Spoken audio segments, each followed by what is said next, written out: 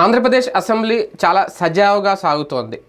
బయట నుంచే కీలక పాత్ర పోషిస్తోంది ప్రతిపక్షం. ప్రశ్నోత్తరాలు ఉన్నాయి కానీ ప్రశ్నోత్తరాల సమయం ఉంది కానీ ప్రశ్నోత్తరాలు సంధిస్తున్నారు కానీ ప్రశ్నోత్తరాలు సంధించే వాళ్ళు లోపల లేరు. దాంతో వాటిని వాయిదా కూడా వేస్తున్నారు స్పీకర్. మరొక కీలక అంశం, ఎప్పటి నుంచో రఘురామకృష్ణరాజు గారికి డిప్యూటీ స్పీకర్ పదవి ఇస్తారన్నారు. ఆ ఎన్నిక కూడా ఏకగ్రీవం అయ్యే అవకాశం, ఆయనకు కూడా ఆ పదవి కూడా దక్కేసింది. అసలు అసెంబ్లీ జరుగుతున్న తీరుకు సంబంధించి జగన్మోహన్ రెడ్డి గారి గురించే లోపల మొత్తం ప్రధాన చర్చ. గత ప్రభుత్వ హయాంలో చేసిన అప్పులు కానీ ఆయన అరాచకాలు, నేను మొత్తం ఒక పవర్ పాయింట్ ప్రజెంటేషన్ ఇచ్చారు చంద్రబాబు నాయుడు గారు. అప్పుడు టీడీపీ ఎమ్మెల్యేల మీద, అందులో అయ్యన్న పాత్రుడు గారి గురించి కూడా చెప్పుకొచ్చారు. రఘురామకృష్ణరాజు గారి దగ్గర నుంచి, దేవినేని ఉమ్మ దగ్గర నుంచి, మొత్తం బోండా ఉమ్మ దగ్గర మొత్తం అందరికీ ఎవరిని ఎలా చేశారు, ఎలా టార్గెట్ చేశారు అప్పట్లో అనేది ఒకసారి చూపించే ప్రయత్నం కంప్లీట్గా పవర్ పాయింట్ ప్రజెంటేషన్ ద్వారా చేయడం. ఏం చెప్పాలనుకుంటున్నారు అసెంబ్లీ వేదికగా, సింగిల్గా ఇప్పుడు ప్రభుత్వం నిర్వహిస్తున్న సభ ప్రజల్లోకి ఎలా వెళ్తుంది, ఆ సందేశాలన్నీ కూడా ఇదే అంశం మీద చర్చించే ప్రయత్నం చేద్దాం. సార్, ఒక రకంగా ఏ గొడవ లేకుండా స్పీకర్ పోడియంని ముట్టడించి ఇంతకుముందు పేపర్లు చల్లి ఏం లేకుండా చాలా ప్రశాంతంగా నడిచిపోతుందని అనాలా, వేరే పక్షం లేకుండా ఏకపక్షంగా నడుస్తుందని అనాలా? దమ్ము లేని విపక్షం, ధైర్యం ఉన్నటువంటి అధికార పక్షం, అంతేనా? చాలా క్లియర్గా. ఎందుకంటే అధికార పక్షం ఇవాళ అంతకుముందు 23 మందే ఉన్నప్పుడు వాళ్ళు అంత చేస్తే, అదే కదా, సరే 11 మందే ఉన్నారు, అందులో సగమే. నువ్వు అంతకంటే ఎక్కువ చేసి చూపించాలి కానీ నేను బారిపోతాను, ఇంట్లో కూర్చుంటాను, ప్రాబ్లం ఏం లేదు అనుకుంటే ఏముంటుంది అందులో?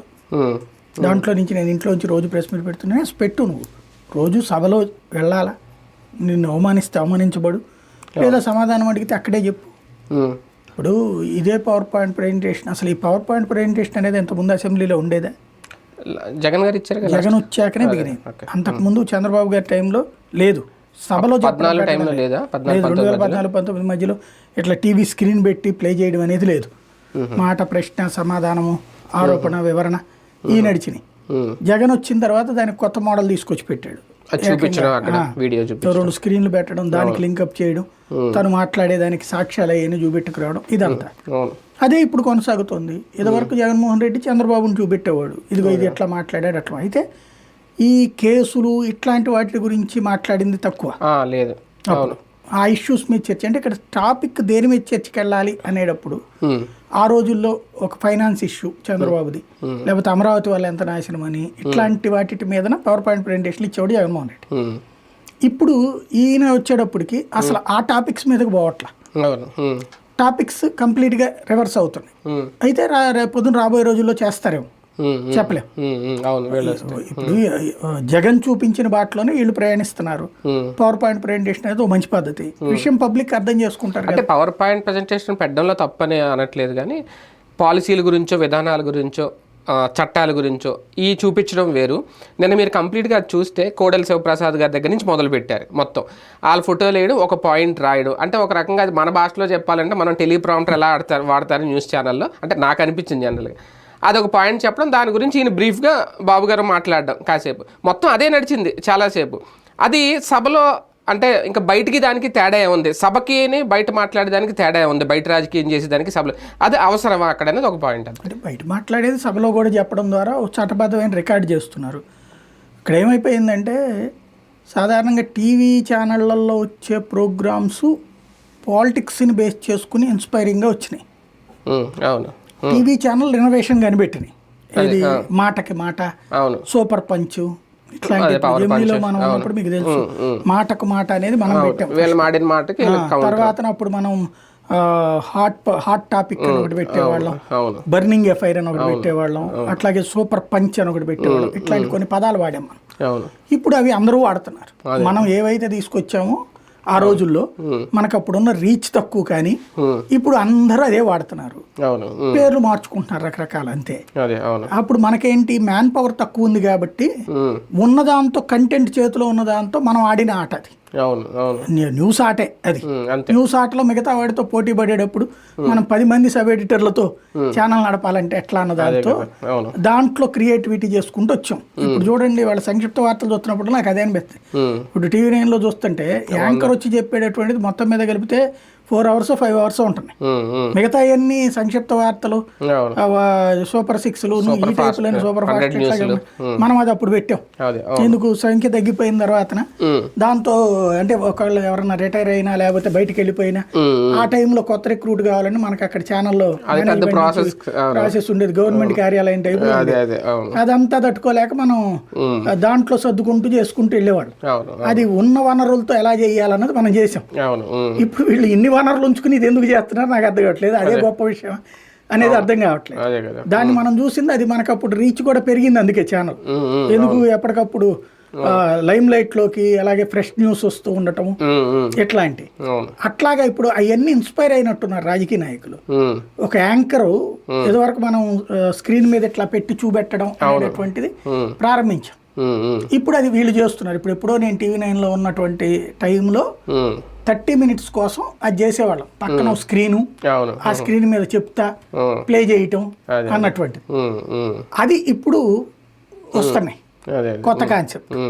మంచిదే. అంటే జగన్ గారితో పోలిస్తే కొంచెం అప్డేట్ అయ్యారు. జగన్ గారు ఏంటంటే ఆ లెక్కల కోసం ఆ ఎక్సెల్ డాక్యుమెంట్ వరకు చూపించారు. వీళ్ళని చూస్తే కోడెల శివప్రసాద్ గురించి 2-3 లైన్లు రాసి పక్కన ఆయన ఫోటో, రఘురామకృష్ణరాజు గారు పక్కన ఆయన ఫోటో, దేవినేనేమో పక్కన ఆయన ఫోటో, ఇట్లా అయ్యన్న పాత్రుడు పక్కన ఆయన ఫోటో. అది అదే అంటే బ్రీఫ్ గా జగన్ ఏమో అవి తీసుకున్నాడు. ఇప్పుడు ఏంటంటే ఉపన్యాసానికి ఒక అంటే స్పైసీనెస్ లేకపోతే ఉండట్లా. అదే అవును, అంతా ఉపన్యాసం, రాజకీయ ఉపన్యాసానికి ఇది ఒక వేదిక కింద మలుచుకుంటున్నారు అంతే. జగన్ రాకుండా ఒక అవకాశం ఇచ్చారా ఇవన్నీ చేయడానికి? జగన్ వచ్చి అక్కడ ఆన్ ద స్పాట్ సమాధానం చెప్పుంటే అది ఇంకా జనాల్లో బాగా వెళ్ళి ఉండేది. మీకు ఇప్పుడు సింపుల్ లాజిక్ ఒకటి చూడండి. అంటే అసెంబ్లీ మండలిని ఇంతవరకు మనం ఎవరైనా పట్టించుకునే వాళ్ళమా? నథింగ్. అసలు మండలి లైవ్ ఇవ్వడం అంటే ఒకప్పుడు నాకు బాగా గుర్తు, ఎవరు కిరణ్ కుమార్ రెడ్డి సీఎంగా ఉన్నప్పుడు మండలి చైర్మన్ గారు అప్పుడు చక్రపాణి గారు అనుకుంటా, మాకు అందరికి మీటింగ్ పెట్టారు ఎడిటర్లందరికీ. అప్పుడు నేను కూడా అటెండ్ అయ్యాను అనమాట. మండలి మీరు ఎవరు లైవ్ ఇవ్వట్లేదు, మేము ఎంతో ఇది పెద్దల సభ, దీనికి ఇవ్వకపోతే ఎట్లాగా ఇవన్నీ మాట్లాడుకొచ్చారు. నేను అప్పుడు అడిగా, సార్ కరెక్టే, మీరు ఒకే రోజున అసెంబ్లీను మండలి 2 పెడుతుంటే అక్కడ పక్కన చర్చ జరిగితే ఇది మేము ఎట్టివ్వాలా? అది ప్రజల నుంచి ఎన్నికైనటువంటి వాళ్ళు, మీరు పెద్దవాళ్ళే, మేధావులే, నో డౌట్ అందులో. కానీ అక్కడ చర్చ మానేసి ఇక్కడ చర్చ ఇవ్వలేం కదా. అదే కదా మెయిన్, ఇదే కదా అసెంబ్లీ. దానికంటే మీరు ఓ పని చేయండి, ఆ అసెంబ్లీ ఒకరోజు జరిగితే మీరు ఒకరోజు మండలి ఒకరోజు పెట్టుకోండి, లేదా ముందు మండలి పెట్టేసుకుని ఆ తర్వాత అసెంబ్లీ జరుపుకునేటట్టు పెట్టండి. అప్పుడు నడుస్తుందంటే అది ఒప్పుకోరు కదా మా వాళ్ళని. మరి మీ వాళ్ళు ఒప్పుకోరు కానీ మిమ్మల్ని మారమంటే ఎట్లా మారుతాం సార్? మండలిని ఎవడో పట్టించుకోవట్లేదండి. మనం అప్పటికి మండలికి నేను సపరేట్గా ఒక సబెట్ని పెట్టి న్యూస్ రాయిపించేవాడు, ఆ బయటలన్నీ ఏపిచ్చేవాడిని. మండలికి లైవ్ కూడా ఇప్పించేవాడిని మధ్యలో. అసెంబ్లీ గ్యాప్ వచ్చినప్పుడల్లా మండలి 2 బాక్సులు వేయించి కూడా పెట్టాను నేను మండలి. ఎందుకంటే మండలికి కూడా ఇంటలెక్చువల్ డిబేట్ నడుస్తుంది. ఎందుకంటే అసెంబ్లీలో కొట్టుకు చేస్తూ ఉంటారు, మండలిలో వచ్చేటప్పటికి కాస్త నిదానంగా చర్చ జరిగేది. నేను అప్పుడు ఏం చేసానంటే అసెంబ్లీలో గొడవ జరుగుతున్నప్పుడు అదేం బాక్స్లో విజువల్ పెట్టించి మండలి లైవ్ ఇప్పించిన రోజులు అట్లాగ ఒక దీనికి వెళ్ళాం. ఈవెన్ అప్పుడు దాంట్లో కమిటీలో నేను కూడా మెంబర్ని, ఇది సలహా కమిటీ, మన వివిధ ఛానల్ నుంచి మీడియా సలహా కమిటీ అని ఉంటుంది అసెంబ్లీలో. అది నేను వరుసగా 2 times కమిటీల్లో కూడా మెంబర్గా ఉన్నా. కోడెల శివప్రసాద్ ఉన్నప్పుడు ఉన్నా, తర్వాత కిరణ్ కుమార్ రెడ్డి ఉన్నప్పుడు, కోడెల తెలుగుదేశం వచ్చినప్పుడు కూడా నేను ఉన్నా. తర్వాత ఇప్పుడు లేవు, ఇప్పుడు మీడియా సలహా అప్పుడు ఏంటంటే ఏ ఛానల్కి ఇవ్వాలి, ఎన్ని ఇవ్వాలి పాసులు, ఇవన్నీ కూడా మేమే డిసైడ్ చేసేవాళ్ళం. అది పెద్ద చర్చా కార్యక్రమం నడిచేది. ఇవాళ పరిస్థితి కంప్లీట్గా మారిపోయింది. ఇవాళ మండలి లైవ్ ఇస్తున్నారు, నాకు చాలా సంతోషం అనిపించింది. ఇప్పుడు కూడా సేమ్ రెండు కలిసే జరుగుతున్నాయి కదా. 2 కలిసే జరుగుతున్నా, ప్రతిపక్షం మాత్రమే ఉండేటప్పటికి లేకపోయేటప్పటికి అసెంబ్లీ. ఇప్పుడు మీరు వ్యూవర్షిప్ చూడండి, అసెంబ్లీ లైవ్ టెలికాస్ట్ ఎంతమంది చూస్తున్నారు జనం. అదే జగన్ కూడా అటెండ్ అయితే దానికి వ్యూవర్షిప్ ఉంటుంది. ఇదివరకు చంద్రబాబు లేనప్పుడు ఉట్టి వైసీపీనే జరిపినప్పుడు ఉండేది కాదు. తర్వాత తెలుగుదేశం వాళ్ళు గొడవ చేసిన టైంలో హైప్ ఉండేది. ఆ తర్వాత మళ్ళీ వాళ్ళు వెళ్ళిపోగానే బైకట్ చేసి వెళ్ళిపోవడం, లేకపోతే అరెస్ట్ చేసి బయటకు పంపించడం, అదే వాళ్ళు సస్పెండ్ చేసి బయటకు పంపించడం చేయగానే వ్యూవర్షిప్ డౌన్ అయిపోయి ఎప్పుడో జగన్ మాట్లాడినప్పుడు అట్లా హైప్ వచ్చేది. ఇప్పుడు పరిస్థితి చూస్తుంటే మండలికి హైప్ వస్తుంది. అంటే మండలి అంటే అధికార పక్షం వాస్తవంగా వీళ్ళు అయ్యారు. అక్కడ మండలిలో వైసీపీ అధికార పక్షం అయింది, ప్రతిపక్షం తెలుగుదేశం అయింది. సంఖ్యాపరంగా అంతే, సంఖ్యాపరంగా అది అయింది. దాంతో వీళ్ళు మాట్లాడగలుగుతున్నారు, క్వశ్చన్ చేయలేదు. ఇంకోటి మండలి చైర్మన్ వైసీపీ ఆయన స్ట్రాంగ్ గానే ఉన్నాడు. ఆ ఇంపాక్ట్ అక్కడ కనబడుతుంది ప్రత్యక్షంగా. కానీ అంటే సభలో జగన్ ఉంటే ఆ తీరు ఆ అవకాశం వచ్చి ఉండేది కదా నేను అడిగేది. సభకి జగన్ రాలేకపోవడం అన్నది అతను అన్నదే మనం చెప్పాము. అవునా, మండలిలో అందరూ వచ్చి కూర్చున్నప్పుడు సభలో కొన్ని జగన్ రాకపోయినా మిగిలిన వాళ్ళు వచ్చి కూర్చొని మాట్లాడినా బాగుండేదేమో కదా. అంటే మిగిలిన వాళ్ళకి స్వేచ్ఛనిచ్చేటటువంటి కాన్సెప్ట్ చంద్రబాబు గారు ఇచ్చారు. ఈయన స్వేచ్ఛ ఇవ్వడానికి సాక్ష్యం అది. చంద్రబాబు గారు అయితే ముందు తను బాయ్కాట్ చేశారు కానీ వాళ్ళు ఎమ్మెల్యేలు పంపించారు.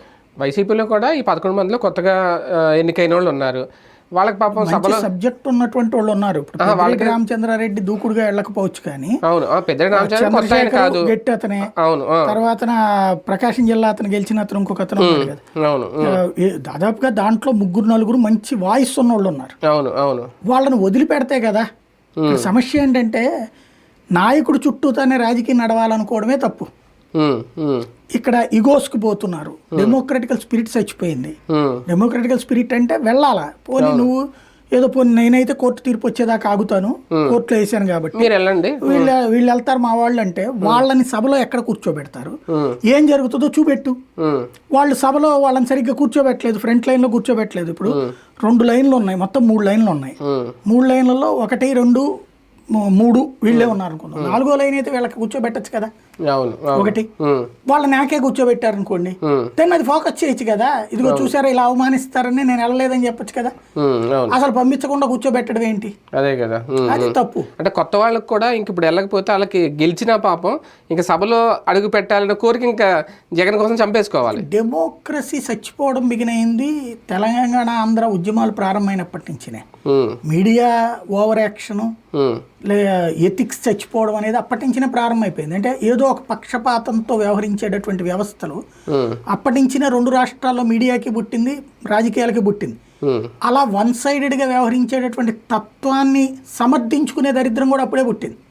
ఇప్పుడు అలాంటి సమర్థనే రాష్ట్రానికి కూడా శాపం. ఇప్పుడు వాళ్ళు ఎవరైతే మాట్లాడటానికి వచ్చేటటువంటి అవకాశం ఉంది, ఈ అవకాశాన్ని అధికార పక్షం ఇది ప్రతిపక్షం దాన్ని దుర్వినియోగం చేస్తూ ఏమి మాట్లాడకుండా వాళ్ళు అట్లా ఉంటారులే అంటే ఇప్పుడు వాళ్ళ భయం ఏంటి, సభలో గనక జరిగితే ఇప్పుడు నిలదీస్తే ఏదన్నా వీళ్ళు సమాధానం చెప్పలేరేమో అని. దానికి హోంవర్క్ చేసుకుని వెళ్ళమని చెప్పండి. ఇంకొకటి ఏంటంటే నువ్వు ప్రజల చేత ఇంకొకటి గ్రౌండ్ లెవెల్ దరిద్రం కూడా అక్కడే. నేను ఈ మాట ఎందుకు చెప్పానంటే ఇదివరకు ఎమ్మెల్యేతో పాటుగా ఏది అధికార పక్ష ఎమ్మెల్యేతో పాటుగా ప్రతిపక్ష ఎమ్మెల్యేకి వాల్యూ ఉండేది. అదే కదా, ఖచ్చితంగా వాళ్ళు మాట్లాడేవాళ్ళు, వాళ్ళు అడిగిన పాయింట్కి సమాధానం ఉండేది. ఇప్పుడు ఇదే జలీల్ ఖాన్ కాంగ్రెస్ పార్టీలో ఉండి తెలుగుదేశం అధికారులు ఉన్నప్పుడు ఎన్నిసార్లు ఇంటర్వ్యూలు చేయలేదు నేను, సిటీ కేబుల్లో ఉన్నప్పుడు మేము. అదే సందర్భంలో అడుసుమిల్ జయప్రకాష్ టీడీపీ అధ్యక్షుడు ఉండేవాడు, అతనితో వీళ్ళెద్దరు కౌంటర్లు తీసుకునేవాళ్ళం. అదే టీవీ 9లోకి వచ్చిన తర్వాత నేను అప్పుడు ఇంత దరిద్రంగా లేదండి, పాలిటిక్స్ ఇంత దరిద్రంగా లేదు, మీడియా ఇంత దరిద్రంగా లేదు, వ్యవస్థలు ఇంత దరిద్రంగా లేవు. ఇవాళ ఎమ్మెల్యేగా ఓడిపోయినోడు కూడా అధికార పక్షంలో ఉంటే కనుక ఆడే అక్కడ ఎమ్మెల్యే. ఏమి రాజకీయం ఇది? ఇప్పటికే మనం చూసేదే చాలా విచిత్రమైన అసెంబ్లీ చూస్తున్నాం, అంటే ప్రతిపక్షం కంప్లీట్గా లేని అసెంబ్లీ. దానికి తోడు ప్రశ్నోత్తరాలు వీళ్ళు పంపిస్తున్నారు, ప్రతిపక్షం లేదు కదా అని స్పీకర్ దాన్ని వాయిదా వేస్తున్నారు. అది మరీ విచిత్రం. అసలు లేనప్పుడు వీళ్ళు ప్రశ్నోత్తరాలు పంపించడం ఏంటి? లేదు అది వీళ్ళు ఏంటంటే దాంట్లో చిన్న లాజిక్ ఉంది. ప్రశ్నలు వీళ్ళైతే వెళ్ళాలనుకున్నారు, అందుకనే ప్రశ్నోత్తరాలు పంపిస్తున్నారు. రెండవది ఏంటంటే వీళ్ళకి సంబంధించినంత వరకు ప్రశ్నోత్తరాలని ఆపాల్సిన అవసరం లేదు. అవునా? అంటే లోపల ప్రతిపక్షం లేకపోయినా ప్రశ్నోత్తరాలు స్పీకర్ చదివేస్తారు అంతే. ప్రశ్నోత్తరాలు అనేటటువంటిది ఆ కన్సర్న్ ఇప్పుడు 100 వీళ్ళకి ఇచ్చే ఛాన్స్ అందులో 5% అనుకుంటా వీళ్ళకి ఉండేది. 100 ప్రశ్నలు 5 ప్రశ్నలు ఉంటాయి. ఈ ప్రశ్నలకి సంబంధించిన దాంట్లో 1-2 ఛాన్స్ వస్తాయి ఇప్పుడు వీళ్ళకి.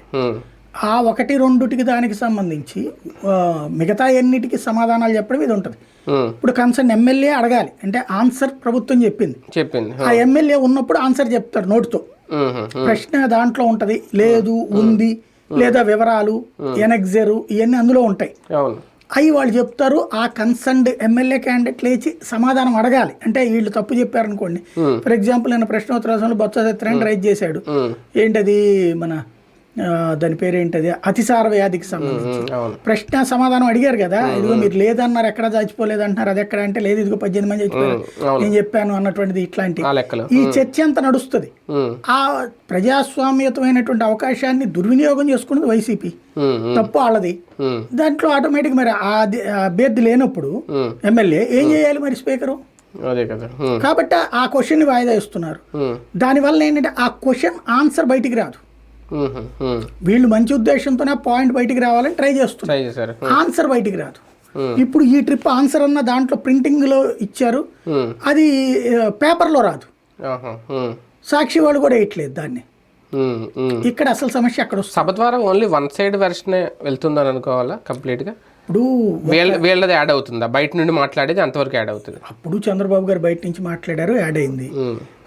వెర్షన్కి ఏం ప్రాబ్లం లేదు, దానికి కౌంటర్ ఇట్ నుంచి కూడా ఉంటుంది. సమస్య ఏంటంటే రాజ్యాంగబద్ధమైనటువంటి స్థితి నుంచి దూరం అవుతున్నాం మనం. రాజ్యాంగబద్ధంగా సభలో చర్చ జరగాలి, ఆ చర్చ మనం అందరం వినాలా. ఈ చర్చలో పాయింట్స్ ఉంటాయి. నేనేమనుకునేవాడిని అంటే మొట్టమొదట ఫీల్డ్లోకి వచ్చినప్పుడు అసెంబ్లీ కవర్ చేయడం చాలా గొప్ప అనుకునేవాడిని. ఏది అప్పుడు మనం సిటీ కేబుల్లో ఈనాడులో పనిచేసే రోజు, తర్వాత నేనే సి ఛానల్కి హెడ్గా చేసిన రోజుల్లో హైదరాబాద్లో వెళ్ళి అసెంబ్లీలో చూసినప్పుడు చాలా చాలా ప్రౌడ్గా ఫీల్ అయ్యేవాడిని, అసెంబ్లీ కవర్ చేస్తున్నాను నేను అనేటటువంటి. అప్పుడున్న నిర్మాణాత్మక చర్చలు అప్పుడు నేనేమనుకునేవాడిని అంటే ఎవరో వృద్ధులు వీళ్ళు ఉండేవాళ్ళు జర్నలిస్టులు, వాళ్ళనే పాత రోజుల్లో ఉన్న సంప్రదాయం ఎదవలు ఇప్పుడు ఎక్కడ చేస్తున్నారబ్బా అని అది చూసి ముసలోళ్ళు ఇట్టాగే అనుకుంటారులే అనుకునేవాడిని. అంటే ఆ వయసులో ఉండే చెప్పల చిత్తం ఉంటుంది కదా మనకి. ఇప్పుడు మనకి ఇవాళ చూశాక ఆ రోజులే బాగుంది కదా అనిపిస్తాం. ఇంత దారుణం లేదు కదా. ఏ సభలో వైఖరులు ఉండేది, చంద్రబాబు నాయుడు ఆందోళన చేసిన సందర్భాలు చూశాను, జగన్మోహన్ రెడ్డి ఆయన పేరేంటి రాజశేఖర రెడ్డి పడుకున్న రోజులు చూశాను, అన్నీ కవర్ చేయడం చూసాం. అవన్నిటితో పోల్చుకుంటే ఇవాళ పరిస్థితి ఏంటంటే అసలు రాజకీయము దరిద్రంగా తయారైపోయింది, వ్యవస్థలు దరిద్రంగా తయారైపోయినాయి. అటుంటావా ఇటుంటావా అదేదో ఆ పాట ఉంది కదా, ఆగట్టుంటావు ఇగట్టుంటావు, అలాంటి స్టేజీలోకి దిగజారిపోయాక ఇంకా దాని మీద ఎంత చర్చించినా దండగే. ఎందుకంటే ఎవడో మారడు. ఇదివరకు ఈ చర్చ వల్ల, ప్రజాస్వామ్యతమైన చర్చ వల్ల నాయకుల ఆలోచనలో మార్పు వచ్చేది, పార్టీల విధి విధానాల్లో మార్పు వచ్చేది, నిర్మాణాత్మక చర్చ జరిగేది, మేధావుల యొక్క అభిప్రాయాలను తీసుకునేవాడు. ఇప్పుడు మేధావులే వెధవలని చెప్పి ప్రజలకు పరిచయం చేస్తున్నప్పుడు ఇంకా మంచి ఎక్కడ ఉంటది? అవును. రఘురామకృష్ణరాజు గారికి మంచి ప్రతిఫలం అనాలో లేదంటే మంచి గౌరవం దక్కిందా? ఖచ్చితంగా రాజ్యాంగబద్ధమైన పదవి, ఆయనకు మంచి అవకాశం వచ్చింది. ఆయన ప్రవర్తనని చూసే అవకాశం మనకు లేకుండా పోయింది. నేనేమనుకున్నా అంటే జగన్ కూడా ఉండాలా అందులో. ఉన్నప్పుడు పవన్ కళ్యాణ్ ఎలా స్పందిస్తాడు, చంద్రబాబు ఎలా స్పందిస్తారు, లోకేష్ ఇప్పుడు అదే శాసనసభలో ఉన్నాడు కాబట్టి ఎలా స్పందిస్తారు, వీళ్ళ నలుగురి సంవాదము పైన స్టేజీలో రఘురామకృష్ణరాజు లాంటి వాళ్ళు ఉండాలి. అప్పుడు పక్షపాత ధోరణితో ఉంటాడా, బ్యాలెన్స్డ్ గా ఉంటాడా చూద్దాం అనుకున్నాను. కాకపోతే కళలు అవుతున్నాయి. అంటే తమ్మినేని సీతారాం గారితో పోలిస్తే ఇప్పుడు స్పీకర్కి అంత పని లేదేమో, అంటే అలా అనకూడదు, లేదు అంటే అంత ఒత్తిడి లేదు. అప్పుడు హడావుడి ప్రతిపక్షం ఉన్నప్పుడు ఉండే ఒత్తిడి, సస్పెన్షన్ లేనప్పుడు ఉండదు కదా. ఇక కూల్గా ఇప్పుడు మాస్టర్ పాత్ర పోషించాలంతే. అంటే ఒక రకంగా రఘురామకృష్ణరాజు గారి చేతులు నోర్లు అన్ని కట్టేసినట్ట అదేం లేదు. అంటే ఆయన బేసిక్గా ఇక ఇట్లాంటి మాటలు మాట్లాడలేరు. కాకపోతే ఆగుతారా? తమ్మినేని మాట్లాడలేదా? అదేలేండి. స్పీకర్ గా ఉండి కూడా ఎన్నిసార్లు మాట్లాడలేదు చివరికి. కాకపోతే ఆ స్పీకర్ కు ఉండేటటువంటి ఆ రెస్పెక్ట్ కాపాడుకోవడం అన్నటువంటి దాంట్లో నేనైతే కోడెల శివప్రసాదరావు గారు అందులో 100కి 90% సక్సెస్, ఒక 10% ఆయన మధ్యలో దారిదే. తమ్మినేని సీతారాం చాలా మొదటి ఉపన్యాసం నేను చాలా ఇన్స్పైర్ అయిపోయాను, బాగా మాట్లాడాడు, బీసీ సామాజిక నుంచి ఉన్నత స్థితికి వీడియో కూడా పెట్టాం. తర్వాత ఆయన 100కి 40% జడగొట్టాడు. రాజకీయ ఉపన్యాసాలు ఇచ్చేసేవారు కుర్చీలో కూర్చొని. ఇప్పుడు ఆ ఛాన్స్ లేదు. అయ్యన్న పాత్రుడు గారు మంచి స్పీకర్ గా దిగుతారు, ఈయన కూడా మంచి స్పీకర్ గా, మంచి డిప్యూటీ స్పీకర్ గా ఉంటారు. ఎందుకంటే అలాంటి మాటలు మాట్లాడాల్సిన అవసరం లేదు కాబట్టి దాన్ని సద్వినియోగం చేసుకుంటే హ్యాపీ. కానీ ఫైనల్గా నిన్న జగన్మోహన్ రెడ్డి గారి తర్వాత ఎవరో అడిగిన ప్రశ్నకు డిస్క్వాలిఫై గురించి అసలు ఎలా చేస్తారు అనేది ఆయన ధీమానా, లేదంటే రాజ్యాంగబద్ధంగా అది సాధ్యం కాదా అని? వాస్తవంగా చెయ్యాలనుకుంటే ఏమైనా చేయొచ్చు. నేను ఇప్పుడు అబ్జర్వ్ చేసింది ఏంటంటే మనం నైతికత అనేది పక్కన పెట్టేస్తే ఏమైనా చేయొచ్చు. నైతిక రాజకీయం అనేది పక్కన పెట్టేస్తే ఏమైనా చేయొచ్చు. ఇప్పుడు జరుగుతున్నవన్నీ ఏంటి, అనైతికమైనటువంటి అడ్మినిస్ట్రేషన్. ఒక సభ్యుడు అసెంబ్లీకి అటెండ్ అవ్వకుండా ఉంటే అది జగన్ అయినా ఎవరైనా అనర్హత వేటు వేసే అధికారం సభకి లేదా స్పీకర్? అదే దాంట్లోనే నైతికత అంటున్నా. ఇప్పుడు చంద్రబాబు గారు 3 సంవత్సరాలు రాలేదు, ఎన్టీ రామారావు గారు 5 సంవత్సరాలు రాలేదు. 5 సంవత్సరాలు రాలేదు. ఆయన మొదట్లోనే ఒకసారి 2 సార్లు వచ్చేసేసి ఆయన బాయ్కాట్ చేసేసారు. మరి ఎవరు డిస్క్వాలిఫై చేయలేదు కదా. అయితే రూల్ ప్రకారం అయితే చెయ్యాలని కూడా స్పీకర్ చేయొచ్చు. 3 సార్లు రాకపోతే 3 సెషన్స్కి నోటీస్ ఇవ్వచ్చు. నోటీస్కి ఆన్సర్ తీసుకున్న తర్వాత అసెంబ్లీలోనే తీర్మానం చేయొచ్చు. ఇదిగో వీళ్ళు ఇట్లా రావట్లేదు కాబట్టి ఈ ప్లేస్ని డిస్క్వాలిఫై చేస్తూ తీర్మానం చేయొచ్చు. ఆ తీర్మానం ద్వారా డిస్క్వాలిఫై చేసేయచ్చు. అది మ్యాక్సిమం ఇప్పుడు 3 నెలలకు, ఇది 4 నెలలకు ఒకసారి సెషన్ కదా, అంటే 1 ఏడాది టర్మ్ తీసుకుంటారు. ఆ తర్వాతన చేసేయచ్చు. చేసిన తర్వాతన దాని మీద మళ్ళీ వీళ్ళు కోర్టుకి వెళ్తారు. ఫస్ట్ హైకోర్టు, ఆ తర్వాత సుప్రీంకోర్టు. వాటిట్లో మళ్ళీ స్పీకర్ వాదనలు ఉంటాయి. స్పీకర్కి అర్హత ఉందంటారు. అయితే స్పీకర్ ఇక్కడ వీళ్ళని సస్పెండ్ చేసేసి పంపించిన తర్వాత అక్కడ బైపోల్ జరుపుతారా లేదా, అది కీ పాయింట్. ఇప్పుడు ఎమ్మెల్సీ ఎలక్షన్ దానికి సంబంధించి ఎంత కాన్స్టిట్యూషనల్ క్రైసిస్ వచ్చిందో చూడండి. ఎమ్మెల్సీని అనర్హత వేటు వేసేసారు చైర్మన్, అది ఈసీకి పంపించాలి రూల్ ప్రకారం, పంపించేశారు. ఈసీ నామినేషన్స్ తీసేసుకుంది, నోటిఫికేషన్ ఇచ్చేసి. తీరా చూస్తే ఈలోపు హైకోర్టు ఏమో ఆయన కొనసాగించమంది, ఇక్కడేమో నామినేషన్లు జరుగుతున్నాయి. దానికి ఇంకేం చేయాలి అర్థం కాక ఏం చేశారు, ఎన్నికల సంఘానికి సంబంధించిన అధికారి పైకి పంపించారు. పైన ఈసీ చెప్పాలి ఇప్పుడు ఏది కరెక్ట్ అని. యాక్చువల్గా ఈసీ నిర్ణయం దాంట్లో వాళ్ళు జోక్యం చేసుకోవడానికి వీల్లేదు, కోర్టు. ఇక్కడ వస్తేనేమో అధికార పక్షంలో ఉన్నారు ఇతను. ఇది ఎంత సంక్లిష్టత వచ్చింది. ఇప్పుడు రేపు ఇదే ఉంటుంది, వీళ్ళు వేస్తారు. వీళ్ళు వేసినప్పుడు లేదు మిమ్మల్ని మీరు అట్లా చేయడానికి వీల్లేదని చెప్పేసి డిస్క్వాలిఫికేషన్ సంబంధించి కోర్టు తీర్పు ఇచ్చిన స్పీకర్ మీకు అధికారం లేదని చెప్పేసి ఈసీకి పంపించేయచ్చు. ఈసీ సెంటర్లో ఉంది, కేంద్ర ప్రభుత్వం బీజేపీలో ఉంది, వీళ్ళు ఎన్డీఏలో ఉన్నారు. బై ఎలక్షన్ పెట్టేస్తే అదే కదా. అయితే రాజకీయ పరంగా తాము నెగ్గుతాం అనుకుంటే పెడతారు. ఈ లోపు జమిలి వచ్చేసింది అనుకోండి, ఏముండదు. జమిలి రాకుండా ఉంటే 3వ ఏడాది గ్యారంటీ వాళ్ళని తీసేస్తారు. నోటీసులు ఇస్తే కనుక కొంతమంది ఎమ్మెల్యేలు ఏమన్నా జంప్ అయ్యే అవకాశం ఉంటుందా భయపడి వైసీపీ నుంచి? తెలుగుదేశం పార్టీ పిలిస్తే ఇవాళకి నాకు తెలిసి 5-6 వెళ్ళిపోతారండి. పిలవట్లేదు, ఎందుకంటే ఇప్పటికే ఎక్కువైపోయారు. ప్లస్ ఈ నియోజకవర్గాల్లో ఎవరైతే ఓడిపోయిన వాళ్ళకి ఆల్రెడీ మంచి పొజిషన్స్ ఇచ్చి కూర్చోబెట్టారు. వాళ్ళు ఎమ్మెల్యేగా చలామణి అవుతున్నారు. ఇప్పుడు మళ్ళీ వీళ్ళని తీసుకుంటే వాళ్ళని డిసప్పాయింట్ చేసినట్టు అవుతుంది. కొన్ని తక్కువ ఉన్నారా సంఖ్య, ఇప్పుడు ఇదివరకు 23 మందిని తీసుకుని మైనస్ అయ్యాం, ఇప్పుడు ఎందుకులే అనేటటువంటి. ఇంకోటి పవన్ కళ్యాణ్ కూడా ఫిరాయింపుల్ని యాక్సెప్ట్ చేయట్లేదు కాబట్టి ఆగుతుంది. అంటే అక్కడ ఏ పదవి లేకపోయినా ఇక్కడ వీళ్ళు ఎమ్మెల్యే పదవి కాపాడుకోవాలనుకుంటే వెళ్ళాలి, ఇంకా అంతే. ఇంకా అక్కడ పదవి ఇస్తారనేది లేకుండా ఇంకా వైసీపీలో ఉండకూడదు అనుకుంటే వెళ్ళాలి. రైట్, చూద్దాం ఇలాంటి రాజకీయాలు చూడబోతున్నాం ముందు. ప్రస్తుతం అసెంబ్లీలో అయితే ఏకపక్షంగా 1 మ్యాన్ ఆర్మీ అన్నట్టు సింగిల్ ప్రభుత్వం, వాళ్ళ నిర్ణయాలు, వాళ్ళ పాలసీలు, చట్టాలు అవే నడుస్తున్నాయి. బయట నుంచి జగన్ గారు చెప్తున్నారు, ఎంతవరకు కన్వే చేయగలుగుతున్నారు ప్రజల్ని చూద్దాం సెషన్స్ అయ్యేలోపు.